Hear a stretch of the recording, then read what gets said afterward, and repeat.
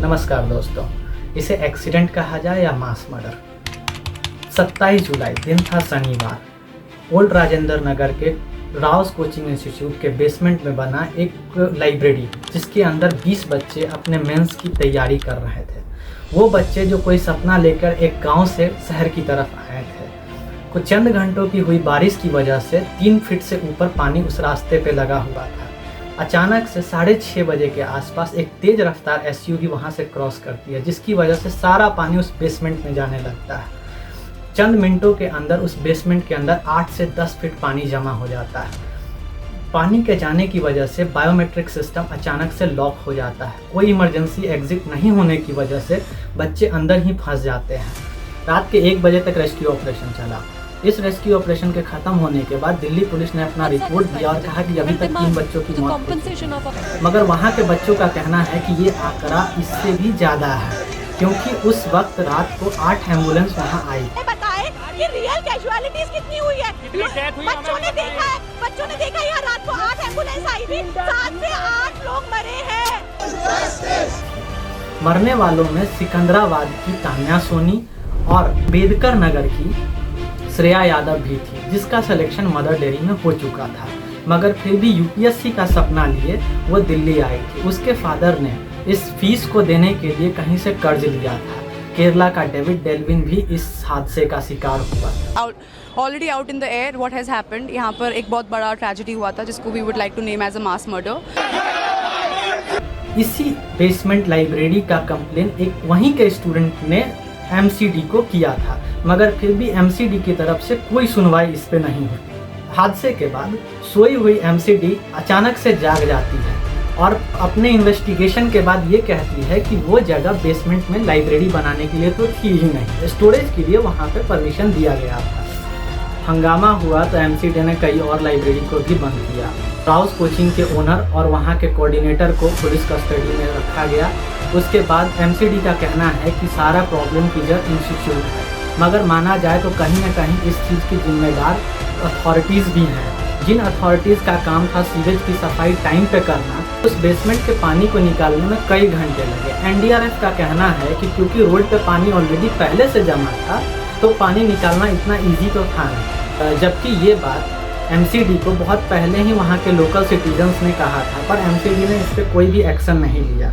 यही नहीं, उनके एक आर्टिकल में अथॉरिटीज़ ने ये बताया कि सीवेज की सफाई जून में ही हो चुकी। दोस्तों, अगर देखा जाए तो दिल्ली आज भी ऑपरेट करता है ड्रेनेज मास्टर प्लान पे, जो कि साल 1976 में बनाया गया था। उस समय दिल्ली की पॉपुलेशन मात्र 60 लाख थी, जो कि आज बढ़ के 4 गुना हो चुका है 167 लाख पे। इस ड्रेनेज सिस्टम के अकॉर्डिंग 50 मिलीमीटर तक रेनफॉल को ही टॉलरेट किया जा सकता है।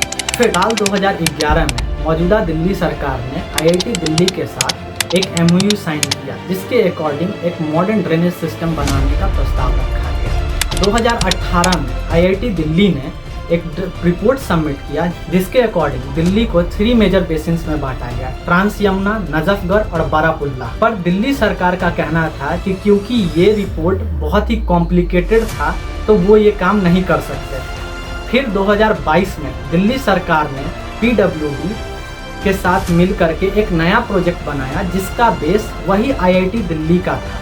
के अकॉर्डिंग दिल्ली को 3 बेसिन्स में बांटना था। आज भी दिल्ली की 95% लाइब्रेरी आज भी बेसमेंट में बना है, और यह सिर्फ एक इकलौता घटना नहीं है। इससे पहले भी मौत का मंजर दिल्ली में देखा गया है। पिछले महीने पटेल नगर के रहने वाले नीलेश राय की मौत भी इसी तरह से हुई।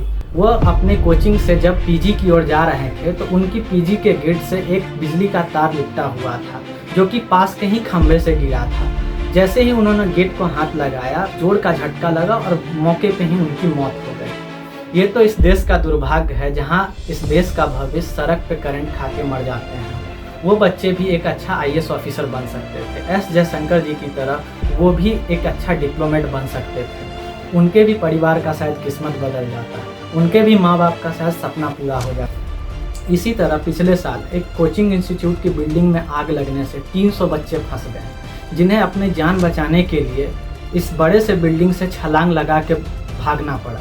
60 बच्चे इसमें बुरी तरह से घायल हो। पिछले साल दिसंबर में इसी तरह एक गर्ल्स हॉस्टल में अचानक से आग लग गया। यह एक सिस्टम बन चुका है। एक एक्सीडेंट होगा, अथॉरिटीज़ जागेगी, कुछ 2-4 लोगों पे एक्शन लिया जाएगा और फिर ये अथॉरिटीज़ सो जाती हैं।